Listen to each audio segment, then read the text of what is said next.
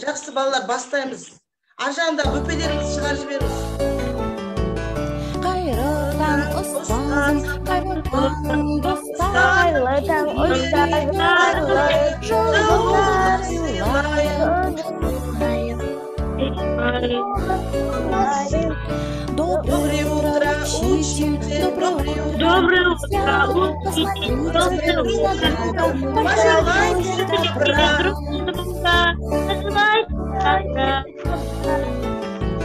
Good morning, good morning, good morning to you. Good morning, we're glad to see you.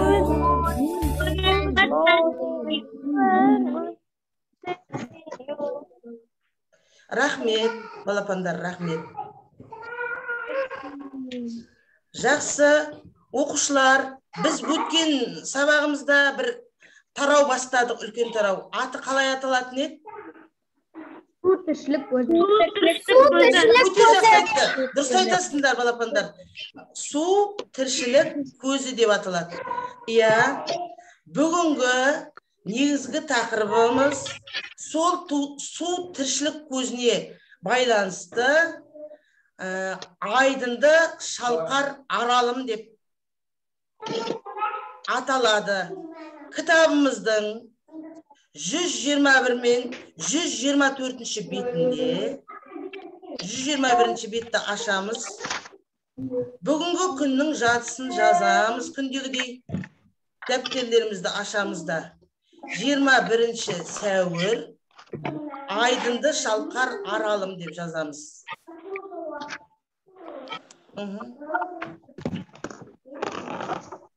Айдынды шалқар аралым деп жазамыз. Жақсы. Сабағымыздың тақырыбы. Тездетіп жазып аламыз. Өзіміз сәл жай қосылдық. Жиналып болмай.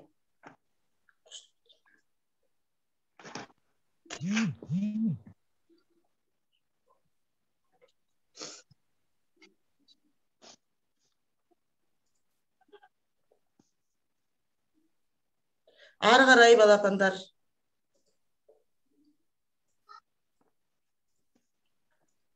Сабағымыздың мақсатымен танысамыз. Тыңдайтын әуендеріміздің сипатын, мазмұнын, жанрын анықтап, айтатын әнімізді тыңдайтын музыкамыздың әуенін сезініп, тыңдап, орындаймыз. Иә, бүгінгі сабақта балалар, Арал теңізімен танысамыз, және сол жөнінде бейне ролик көреміз. Арал тағдыры күйін тыңдаймыз. Аралдан шыққан аққулар әнін тыңдаймыз және үйренеміз.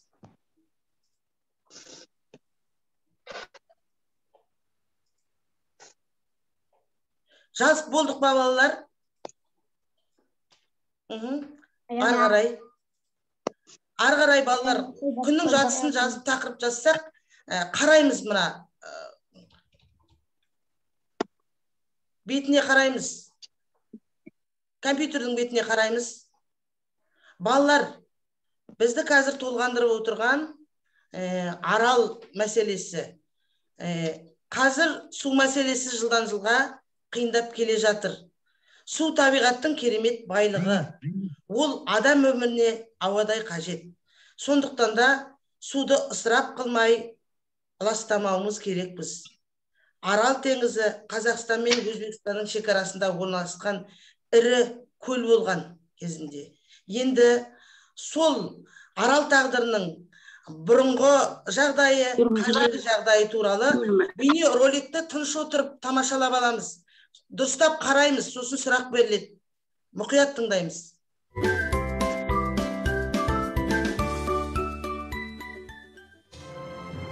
Алып көлдің аумағы 70 000 шаршы километр, ал тереңдігі 60 метрден асады. Балықтың 30-дан астам түрі бар. Жылына 60 000 тоннадан кеме қатынасы, корабльдер қаптаған кемежайлар жақсы дамыған. Ал жағалауы алуан түрлі өсімдікке бай. Бұрын осындай болған деп қазір Арал теңізі туралы айту қиын. Ол өткен ғасырдың ортасына дейін сондай болды. Қазіргі аралдың көрінісі мынандай. Бір кездері Арал көлемі жағынан әлемде 4-ші көл саналған еді. Ондағы бүкіл су оған келіп құятын Амудария мен Сырдария өзендерін қамтамасыз етті. Өткен ғасырдың 30-шы жылдары күріш және мақта егістіктерін суару үшін арналар салу жұмысы басталды. Ал 60-шы жылдары құрылыс үдей түсті. Өзендердегі сулар қайта бастады. Сөйтіп Арал теңізі көз алдымызда таяздана берді. Жаңбыр мен қар, жер асты көздерінің сулары әрине оны қоректендірді, бірақ ол жеткіліксіз болды. Арал теңізі шөлден зардап шекті. 80-ші жылдардың аяғында су деңгейінің төмендегені соншалық, ол екіге бөлінді. Солтүстік Кіші Арал және оңтүстік Үлкен Арал. Теңіздің тұздылығы 10 есе артты. Ол балықтың азаюына, тіпті мүлде жойылып кетуіне әкелді. Ал арналарға қайтқан егістік суарылған сулар, ауыл шаруашылығы өнімдерін шіркейлерге қарсы өңдеген пестицидтер мен химикаттарға толы болды. Шаңды борандар улы заттарды бірнеше километрге таратты. Сол себепті жануарлар мен құстар бұл жерден қашып, өсімдіктер жойылды, қу далаға айнала бастады. 90-шы жылдары бұрынғы жасыл мен көмкерілген теңіз жағалауларында енді тұзды топыраққа бейімделген өсімдіктердің сирек шоқтары ғана бой көрсетті. Арал маңында климат өзгерді. Жазы ыстық, қысы суық, жауын жаумайтын болды. Аралдағы кеме қатынасы тоқтады. Өйткені жергілікті негізгі кемежайларда Арал қаласы мен Өзбектің мойнағында су тартылды. 1960 жылдан бастап Арал теңізіндегі су деңгейі 13 метрге төмендеді, ал оның сулы қабаты 3 есе қысқарды. Сол кездегі өзеннің көрінісі картада осындай болса, ал қазір мынандай. Ал мына анимация соңғы 10 жылдағы Арал теңізінің жағдайын айқын көрсетеді. Жақсы оқушылар, Арал теңізінің бұрынғы қазіргі жағдай туралы не айта аламыз? Қысқаша өз ойларыңды айта алатын оқушы бар ма? Кім айтады? Раушан айтайын деп отырсың ба? Қол көтерейік. Сабыржан айта ғой. Сабыржан айтып бараш. Арал теңізі өткен ғасырдың жартысына дейін әлем бойынша төртінші орында тұрған өте үлкен дұрыс айтасың.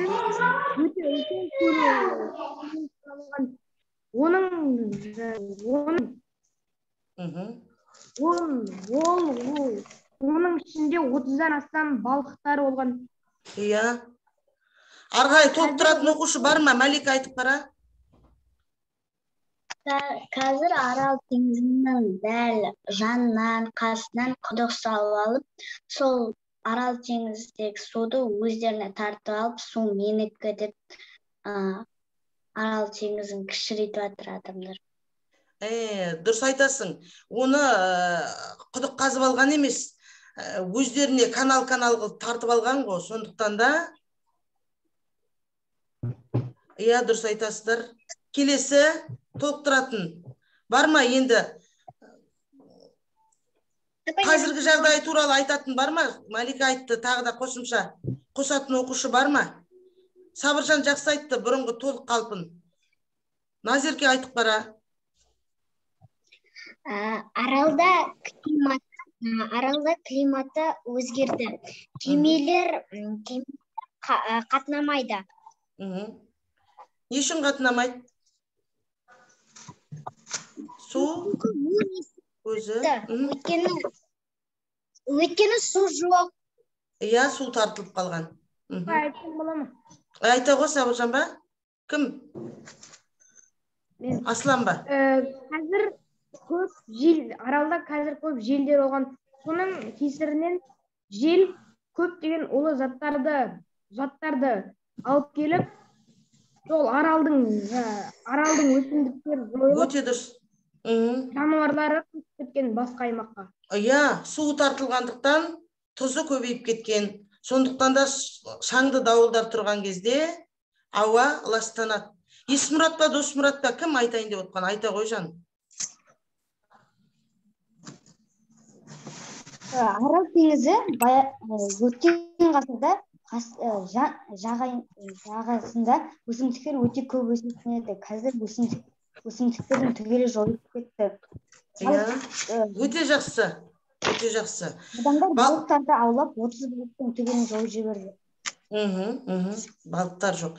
Жақсы балапандар. Енді бұны үй тапсырмасына мен сабақтың соңында беремін. Сондықтан да ары қарай келесі сабағымызға ары қарай көше берейік. Енді Қарасай Сайжан дейтін ағаларыңыздың Арал тағдыры атты күйін мұқият тыңдаймыз.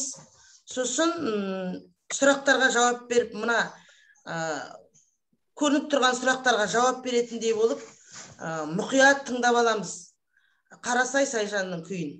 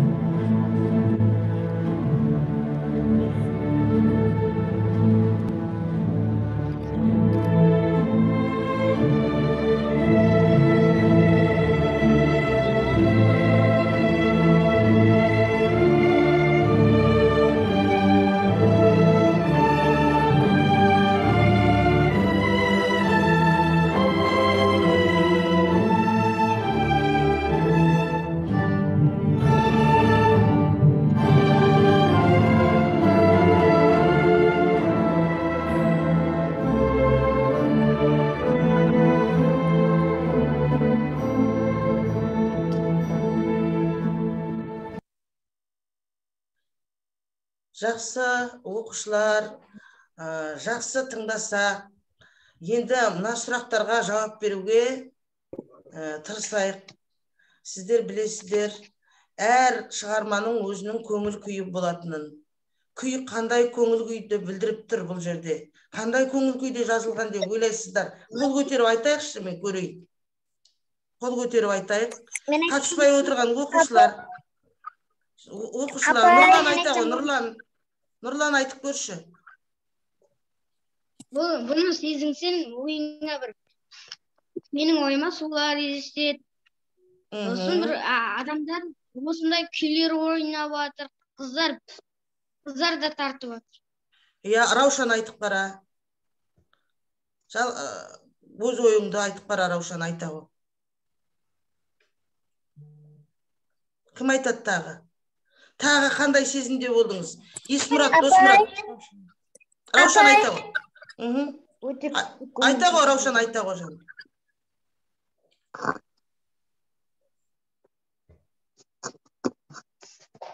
Жақсы, Әмин, кім? Әбілқайыр ма? Апай, Ау. маған күйдің дауысы естілген жоқ. Күй естілмеді ма, балалар не? Маған естілмеді. Маған естілмеді. Маған естілмеді. Сен неңнің звугын шығарып қойшы компьютеріңнің. Содан естілмей тұрған шығар. Келесіге аударсам. Есмұрат айта ғой, жақсы. Естілген балалардан сұрайық, жақсы. Айта ғой, Есмұрат, Досмұрат. Қазіргі шақ пен өткен шақтың салыстырып жатқандай, қазір Арал теңізінің кішірейіп бара жатқанын елестедім. Иә. Күйде қандай көңіл күй болды, күйде қандай көңілі күй болды. Назерке айтып барады, келесі сұраққа көшеміз Назеркеден кейін. Мұңды көңіл күй болды. Дұрыс айтасың, соны сұрайын деп отыр едім. Өте мұңды көңіл күй болды. Жақсы, ары қарай. Ары қарай келесі сұрақ. Шығарманың атауына көңіл бөл.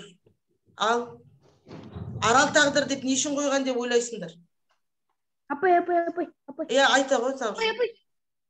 Ағда Арал тағдыры деген Аралдың өткен шағы мен қазіргі шағын. Жақсы, өте жақсы, бір ауыздан.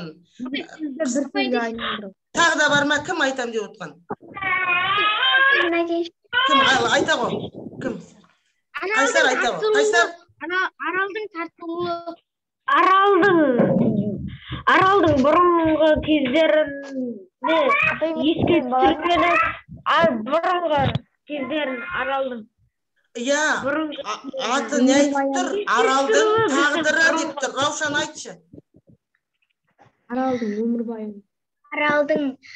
Аралдың тартылуына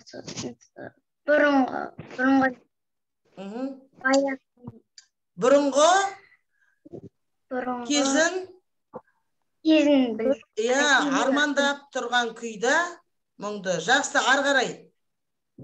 Жаңа біреуіміз айтып кеттік, күйді тыңдау барысында көз алдымызға қандай көрініштер елестеген туралы. Ал сол күйді тыңдап отқан кезде көз алдарыңызға қандай жағдайлар елестеді? Жақсы, Досмұрат, Есмұрат. Аралдың күннен күнге кішірейіп баратқанын естілді. Өсімдікті және қасында құстар басқа жаққа ұшып, басқа көлге ұшып бара жатқан елестеді. Мейірім мен Назым айтып барасыншы өзінің ойын. Мейірім, Назым айтып барашы, сендерге естілді ма күй?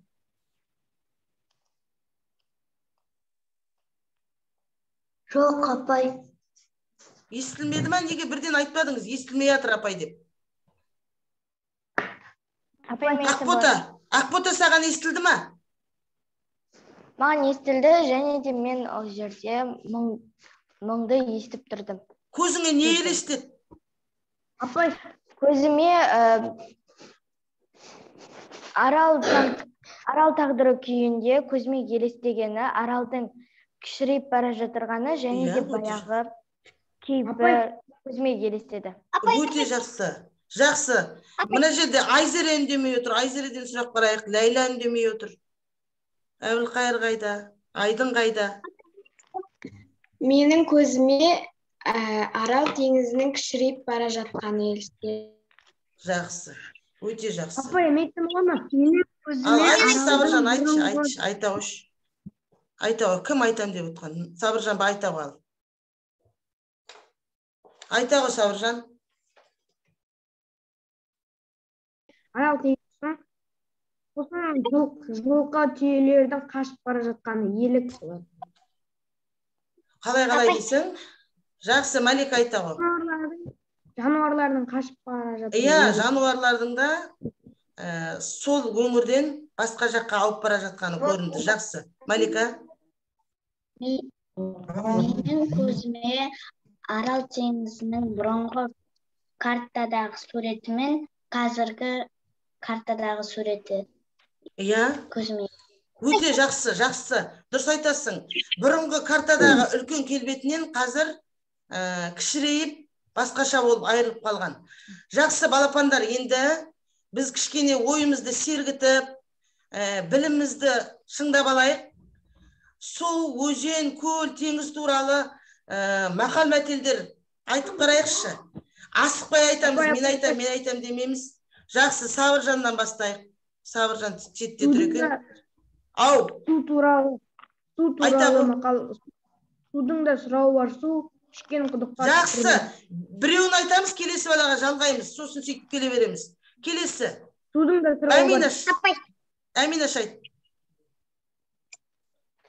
Су ырыс көзі, еңбек кіріс көзі.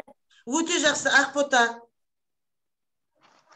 Көп түкірген өзен. Көп түкірсе көл. Есей досы. Сиырда аунамақ жоқ, жалқауда күйсемек жоқ. Тамда бөлдеу жоқ, таста тамыр жоқ, суда қаймақ жоқ. Жақсы, өте жақсы. Керемет мақал мәтел. Ләйла айтасың ба? Су сағасы құлақ, сағасы бұлақ. Айнаған қара суда қасиет бар. Өте жақсы. Тағы. Айта береміз балалар. Жайлап айта берейік кезектесіп. Назым, Мейірім айта ғой.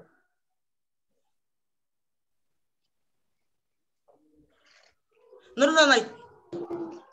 Құдыққа түкірме. Су ішкен құдығыңа түкірме. Раушан айт.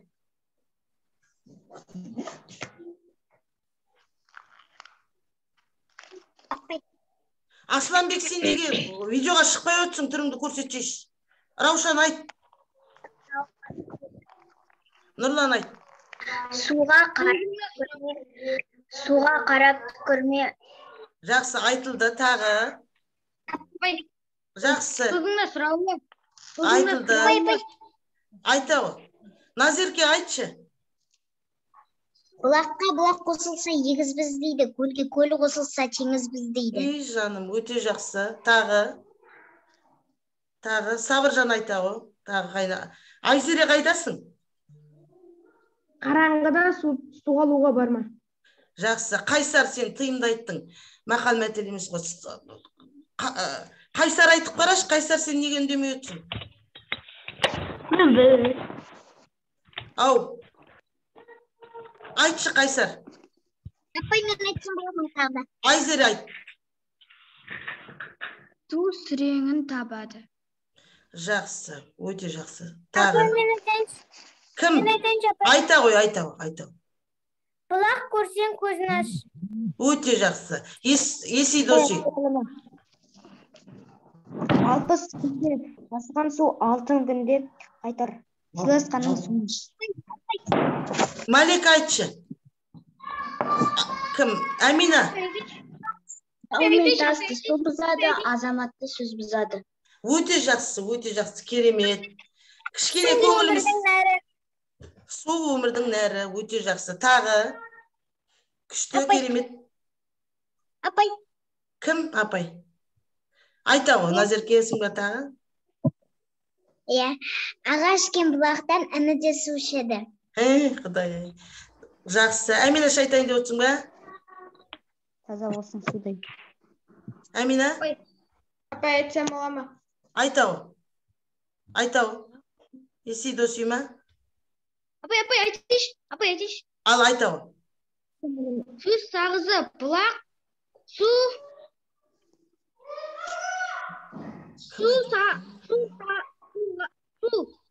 сағасы бұлақ.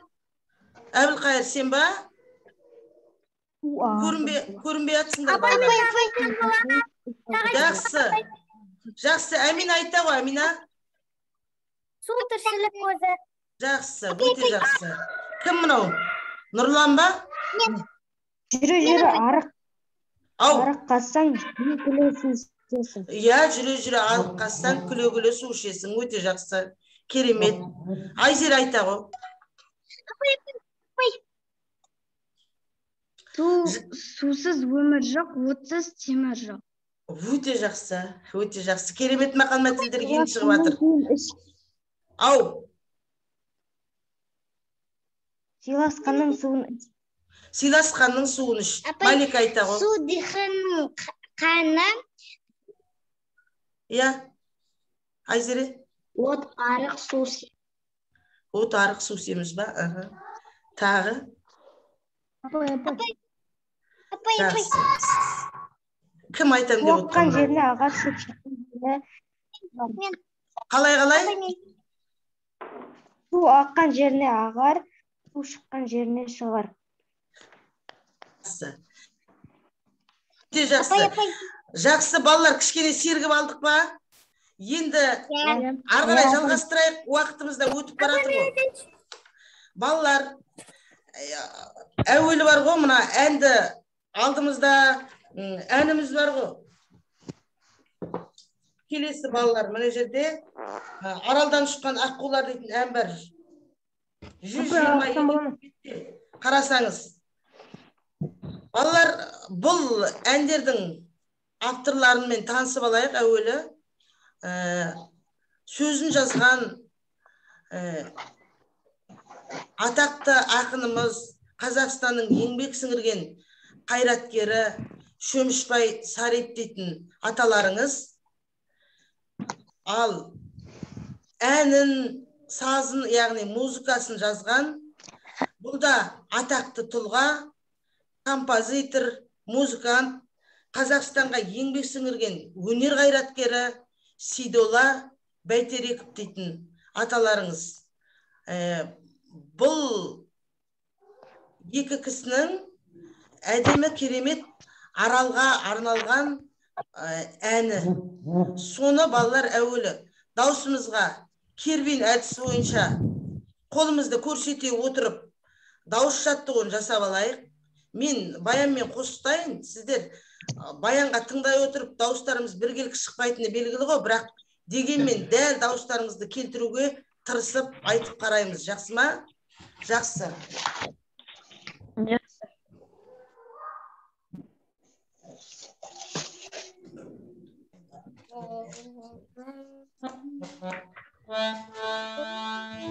Кеттік, жақсы. До мажор гаммасын айтамыз. До, ре, ми,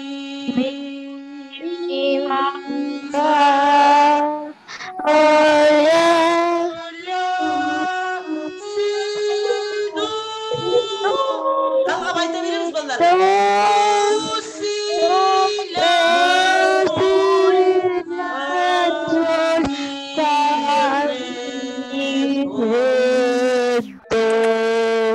Енді үш дыбыспенен құрттай айтайық.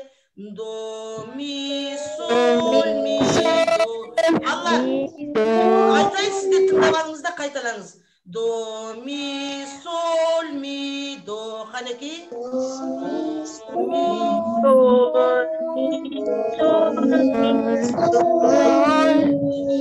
Жақсы, балалар, жақсы, күндегіше үйге өздеріңізге тікелей жіберіп, сонымен даусымызды жаттықтырамыз. Мына жерден ары қарай енді жаңағы екі аталарыңыздың әнін әуелі атақты әнші, қазір сіздер өздеріңіз тапсаңыздар, ән орындап болғаннан кейін сұрайым, кім әнші екенін орындап жатқан. Сол кісінің орындауында тыңдап, сосын жайлап қосылып үйреніп аламыз.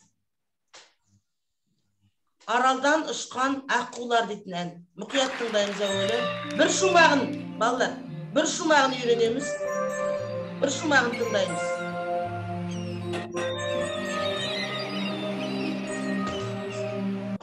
Оқушылар естіліп тұр ма? Сіздерге естіліп тұр ма, Әмина? Әмина естіліп тұр ма? Естіліп тұрған жоқ, апа, қайттан болды, тыңдаймыз енді. Болды, жақсы. Қолымызды аяғымыздың үстіне қойып отырамыз. Ән айтатындай қылып.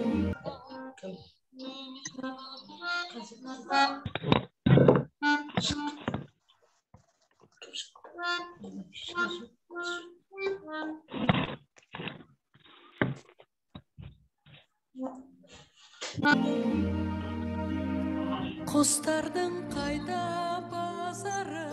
Көрініп жатыр ма, балалар, тыңдалып жатыр ма? Жақсы.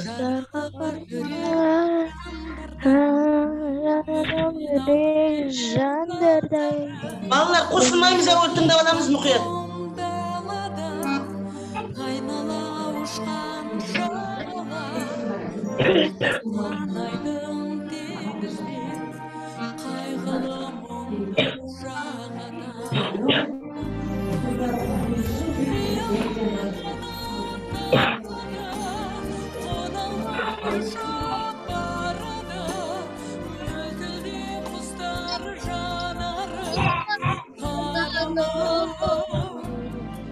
балапандар, тыңдаймыз. Сөзіне мән беріп отырамыз.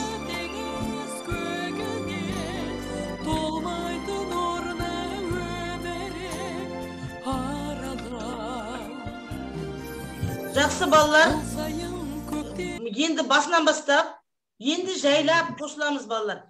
Сазын бұзбауға тырысып орындап көреміз. Қанекей, қолымызды аяғымыздың үстіне қоямыз. Ән айтуға дайындаламыз. Жақсы, кеттік.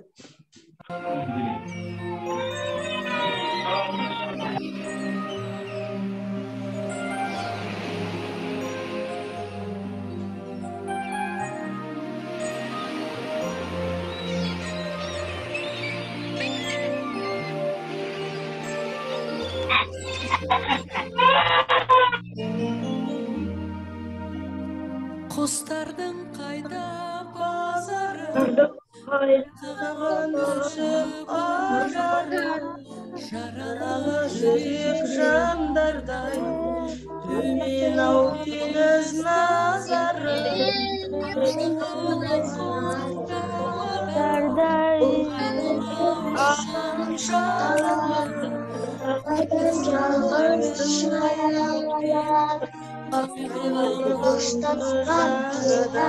Тыңдап айтамыз балалар. Қағада, қона алмай ұшып барады, өндірден көзір жанары, Айдың көріп балуды теңіз көліне, болмайтын орны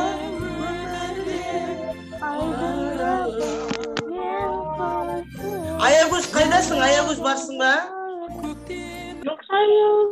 Жақсы. Қайтадан. Балалар, қайтадан тағы бір рет тыңдаймыз.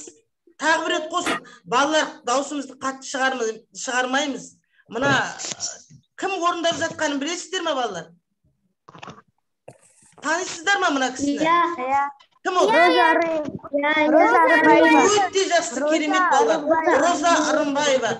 Енді балалар, тағы бір рет даусымызды бұрынғыша қатты шығармай, жай ғана қосылып айтамыз, әйтпесе бүлдіреміз, бір-бірімізді басып кетеміз. Даусымызды сосын Роза апаның даусына келтіріп айтуға тырысамыз, жайлап. Аузымызды жайып айтпаймыз, домалақтап. Дауысты дыбыстарды жайлап, жинақтап айтамыз. Қанекей, кеттік. Тағы бір рет айтып көрейік. Қолымыз аяғымыздың үстінде тұрады, балалар. Мына жерде кім мынау? Ақбота, қолыңды аяғыңның үстіне қой. Иә, ән айтуға жинақталамыз.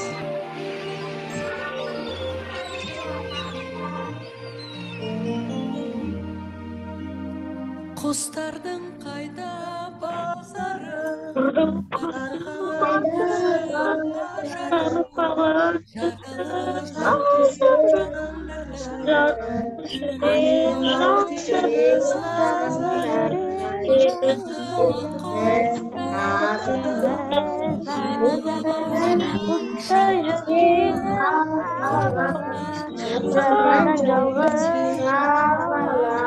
Қоштасқан қайран арымен Қайырмасын тыңдаймыз, айтамыз. Қанат қағады, ұшып барады, өмірде құстардың жанары,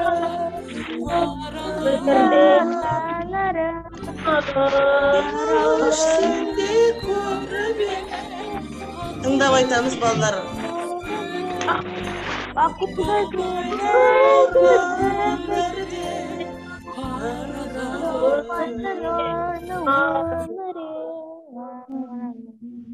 Жақсы, рахмет балапандар. Мен сіздерге караоке түрін WhatsApp-тарыңызға саламын. Содан үйден бұрынғыша дайындалып, маған айтқан әндеріңізді жібересіздер. Жақсы. Балалар, енді бүгінгі сабақ туралы өздеріңіздің ойларыңызды айтып, мынадай бас бармақ әдісіменен сабағымызды бағалайықшы. Ал, сабақ қалай өтті? Барлығын түсіндік па? Әлде енді жайлап түсініп жатырмыз ба? Тіпті түсінген жоқпыз ба? Көріп отырсыздар. Қолдарыңызды көрсетсеңіз, мен өзім түсінем. Өте жақсы. Назерке, сен көрсетіп жатсың ба? Нұрлан, көрінбей жатыр. Жақсы, жақсы. Өте жақсы. Рахмет. Жақсы. Енді балапандар, оқу тапсырмамыз. Бүгінгі үйренген әніміз Аралдан ұшқан аққулар әнін дәптерге жазамыз бұрынғыша, сосын жаттап аламыз. Мана мен тапсырма бердім ғой, Арал тағдыры туралы, бұрынғы қазіргі жағдай туралы шағын ой толғау жазып келеміз. Сабаққа қатысқандарыңызға көп рахмет. Барлығыңызға ризамын. Сау болыңыздар. Сау болыңыз, апай. Сау болыңыздар. Сау болыңыздар. Сау болыңыз.